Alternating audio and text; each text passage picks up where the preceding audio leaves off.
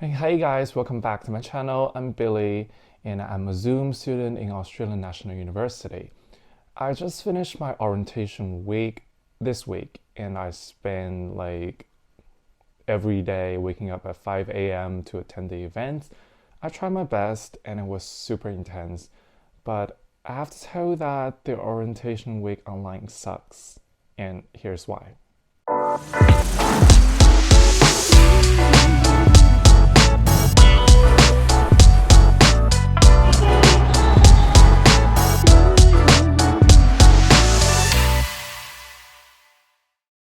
I never studied abroad before. This is my actual first time doing a master's degree abroad. And I was super excited for the orientation week because I knew that there's a lot to attend. There are many clubs and I can make a lot of new friends there.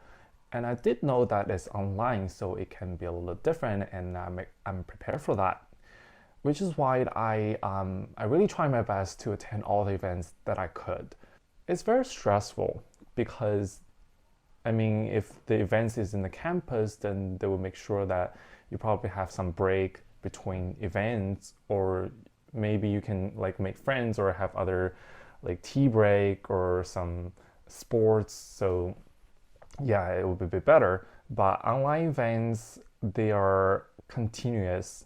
Namely, you finish one event and you can go straight to the next one. And if you book the tickets early enough, yeah, there are more events that you can attend.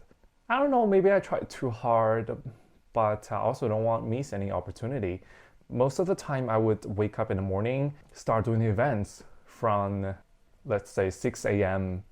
to 4 or 5 p.m. I didn't even have time to have lunch. I brought the food to my room and I just turned off my video and just ate it and still joined the events.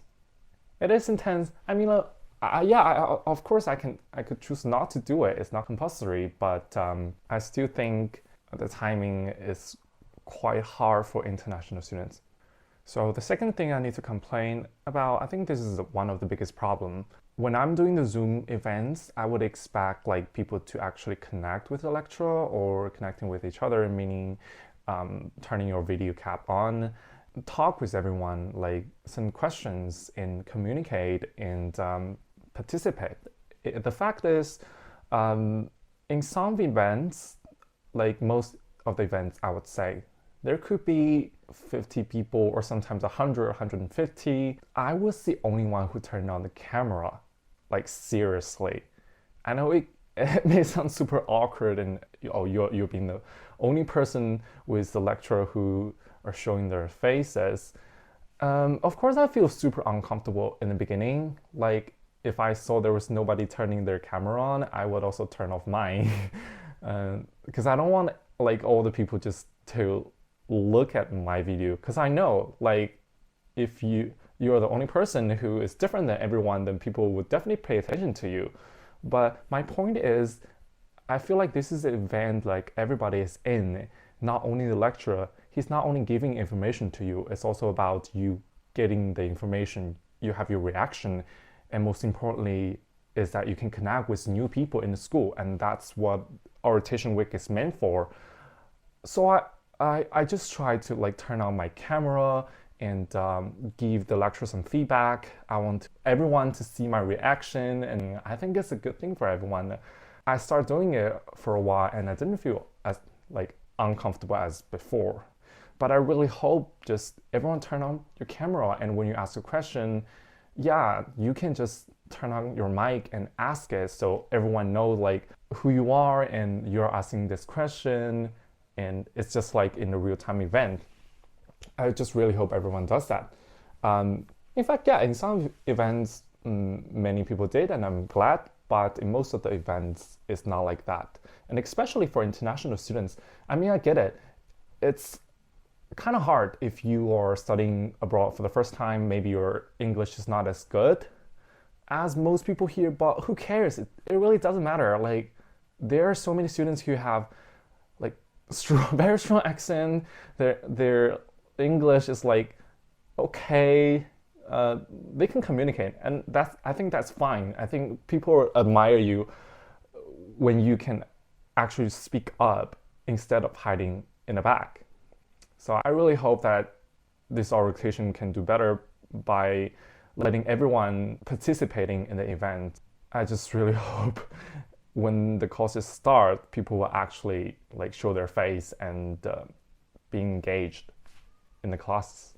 So I was really curious about what is going on in the campus. So I joined the Facebook groups. I sent some posts. I tried to react to people's posts.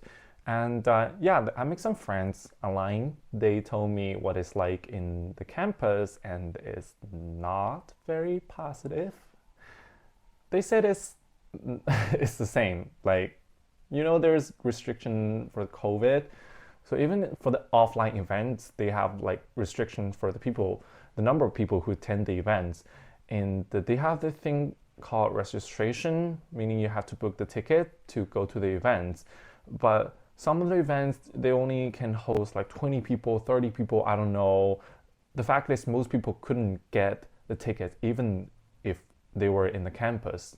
Yeah, people were complaining about all the things, and they were saying there are not many people in the campus. Well, of course, international students are not there. Due to the restriction, the events are not as good as before. And to me, it just doesn't sound like an orientation event, because if you can't let everybody in, if it's very limited, exclusive number of people who are attending it, then it's weird. 20 people is like, it's like a tutorial, like a group work. It's not like an orientation event. And yeah, it just sucks this year. I mean, at least for this semester. But people are trying their best. I mean, this is the first time Australia has allowed campus events since the outbreak of COVID last year. Well, I'm not really saying that ANU sucks, orientation week sucks. It's not worth it. You should not go to ANU. You should go to other schools. I mean, yeah, I guess all the universities in Australia should be the same, like at least similar. But I did see some good things. To me, at least, I think the academic level, it's similar. It's the same. Like, in orientation week, they will give you some tutorials on how to write the essay, how to do the referencing and everything. I think that part is the same. Like, they're delivering it through their slides and they're talking, you take notes, and it's the same if you are able to connect with people on computer and you can focus and you're working hard. And I believe once the courses started, it'll get even better because there are small groups of people who are always working together, and you will get to know the professors better. They will probably have some small section with you individually to talk about like questions you want to ask. That part I think is the same.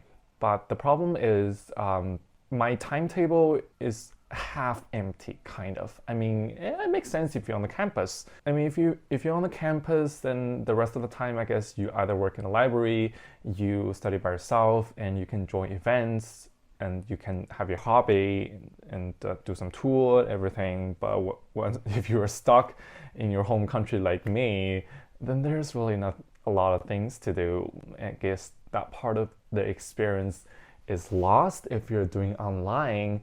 So my conclusion is I don't think it's worth it to do the online course. If you can delay, then I would definitely suggest you to delay, because the vaccine is on the way. We're just hoping that in semester 2, which is in July, that everyone can go back to Australia. You can just wait for half a year to see how everything is going. But personally, I don't regret recruiting in ANU this semester, because there are some pros and no reason, of course. I try my best to have a full experience doing things online, and I'm definitely expecting to go to Australia as soon as possible. But yes, you see, there's problem with doing online class. I definitely don't suggest it, but if there's other reasons, you have to consider everything. I know there's a lot of people who have already deferred their school years, like for 6 months or already for a year. Yes, it's hard, but I just hope that if you decide to do the semester now, then please participate in the classes and try your best to reach out to people and to make groups, to join the clubs, and make everything work online instead of just complaining. I mean, I talk a lot in this video. I hope you will get some information from this video, and if you like this one, please give me a thumb up, and please support me by subscribing to my channel. And if you'd like to know more about studying Australia and ANU, please just subscribe to my channel, and I will post more in the future. Thank you guys. Bye.